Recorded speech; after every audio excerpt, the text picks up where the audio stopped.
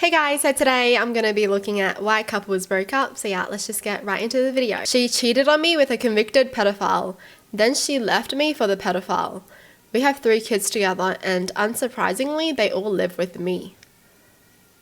Holy hell. A mother cheated on somebody to be with a pedophile? How does that even make sense? You can't even read that sentence and have a straight face, okay? Like, what?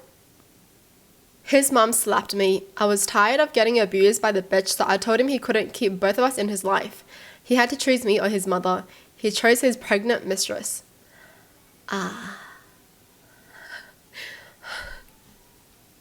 There was a third option. I didn't know there was a third option. Imagine putting that out on the table. You either choose your mom or you choose me because I've had enough of her shit. And then he's like, I'm not choosing either of you guys because my girlfriend is pregnant. And no, my girlfriend isn't you. Oh, okay. My ex-wife filed for divorce to teach me a lesson, thinking I would try to stop the divorce. She was piping mad when I didn't though. Dang, how's that even like a lesson though? Like, what? She taught herself the lesson. Oh my god. She's like, oh, I shouldn't do that then. I took her for granted. She got fed up. Ooh. Dang. I would for sure break up with someone if I realized that I'm just doing everything for them and they don't appreciate anything. You know? It's like, love is supposed to be reciprocated and you can't just take. But then again, I am the kind of person to keep on giving. You know what I mean? Like, I just like giving because I like seeing the person happy with me giving and giving and giving. But at one point, if I realize that this person does not add anything better in my life when I'm being with them, then it's a no. She said she would kill herself if I left. I stayed and began to resent her and slowly push her away. She cheated. We broke up. What? How do you threaten someone if they leave you and then you cheated and you left them instead? What? Dude, what? I found pictures of her banging some other dude in our bed while I was gone for work. 5 years of my life down the drain. Wait. How did he get the pictures? Like, did someone take pictures? Like, who the heck else was in their room, huh? What the heck are they doing in the room, huh? That's nasty. I mean, probably the side piece taking the picture, right? I took time off from work to take care of her parents. Her mom died and it hit her hard. I continued taking care of her dad, but she was so stressed she would go out with her daughters and friends from work to de-stress. After 2 years of staying at her parents' house 24/7 and right before her dad died, she told me I was a godsend and she wanted a divorce.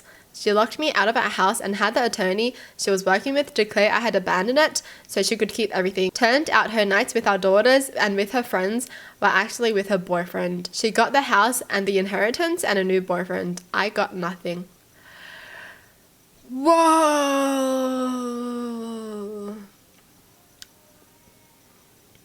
That's crazy. Is this why like some people turn violent? Because, you know, you always hear stories about this where like someone takes the house, someone divorces and then they take the kids, they take the house and then the person goes crazy and kills everyone. Obviously, that's wrong, right? But like this could just like make someone snap, I reckon. The fact that you're just there for someone for so long and then they just leave you like that and they take everything from you, including your kids. But obviously when I hear stories like that, it breaks my heart when they hurt the kids. You know, I mean, even when they hurt anyone, it breaks my heart. But honestly, now that I'm thinking about it in my point of view, I don't know what I would do, like, if this happened to me.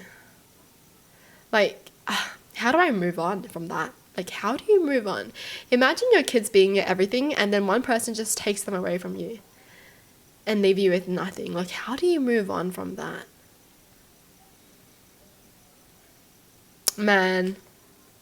That's crazy. She brought a guy home with her one evening and told me I had an hour to pack my stuff and get out. I reminded her that the lease was in my name, not hers. Imagine the look of shock when I told her to get out. Wow, good on you, man. Oh my gosh. That's crazy. The fact that these people planned it too, you know? She was already cheating on him, and then she was like telling her side piece, yeah, I'm gonna get the apartment and I'm gonna tell him to get out. But she dumb, man. She's dumb. She went to Hawaii for a girls' weekend, came back and told me she wants to focus on her career without worrying about me, and broke it off after 4 years. She probably cheated on me. She started seeing me as a burden when applying to jobs because she kept considering my opportunities alongside hers. We weren't right for each other anyway, so it's cool. Just sucks to have something last for 4 years and then end so suddenly. Kind of ruined my outlook on dating and commitment, so I haven't been in a relationship since then. Sucks. Dang. Yeah, how does someone change that quick? No way someone changes that quick after going to a holiday. You know, like, nah. He's right. She probably cheated on him. No way. You're with someone for 4 years and all of a sudden you're like, you know what? I just want to change careers and I'm going to break up with you because you're hindering me. Like, no. So many people, they change their careers, do whatever they want to do, but they're still with their partners because they love each other and they will work through it with each other. Ugh. Apparently, I was the love of her life. She couldn't bear the thought of not being with me, and she'd just die if I ever cheated on her. Right up until she casually announced she was leaving me for one of the 2 guys she'd been screwing behind my back, and I should just shut up and get over it because it's not like we were serious or anything.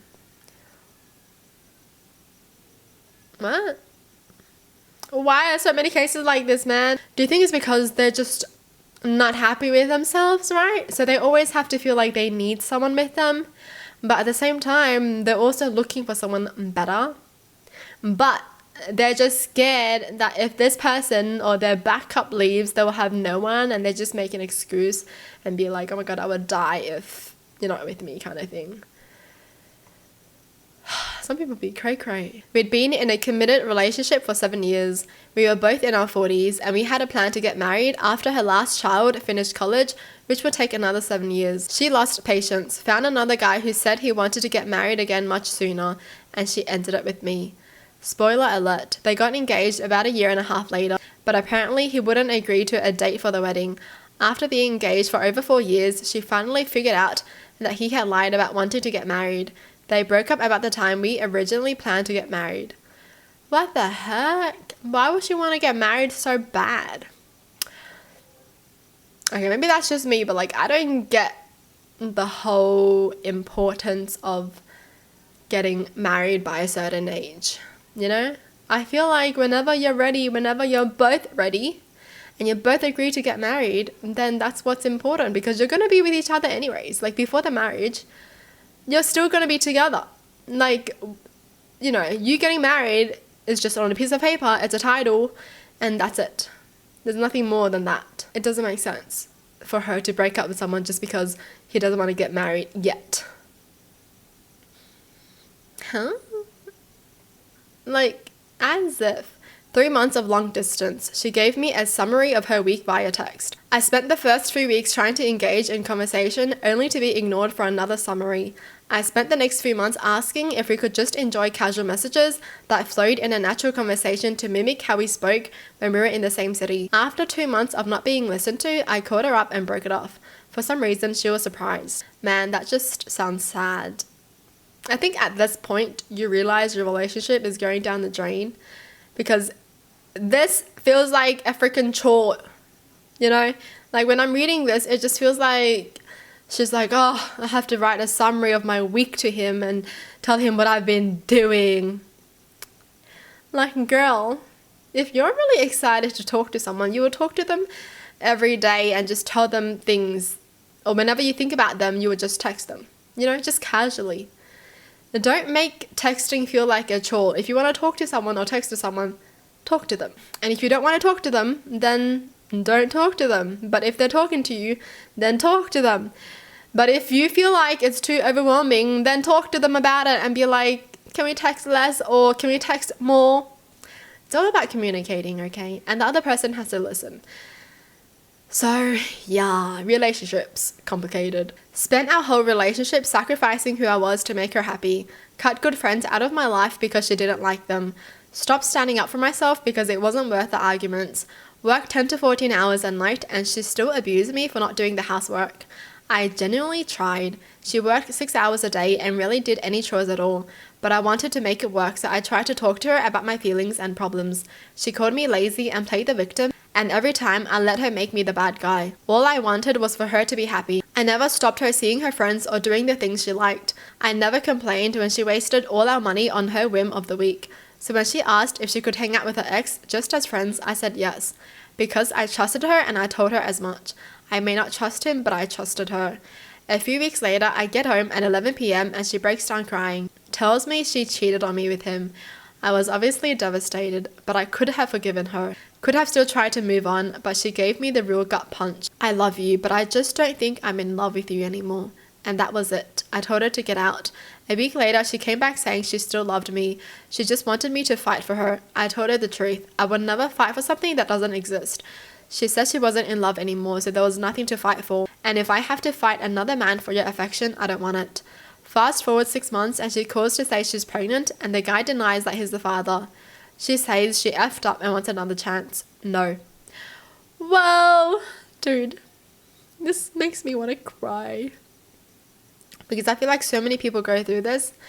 Like, they try to be the best person they can for the person that they love, but the person that they love just doesn't see it. They don't appreciate it.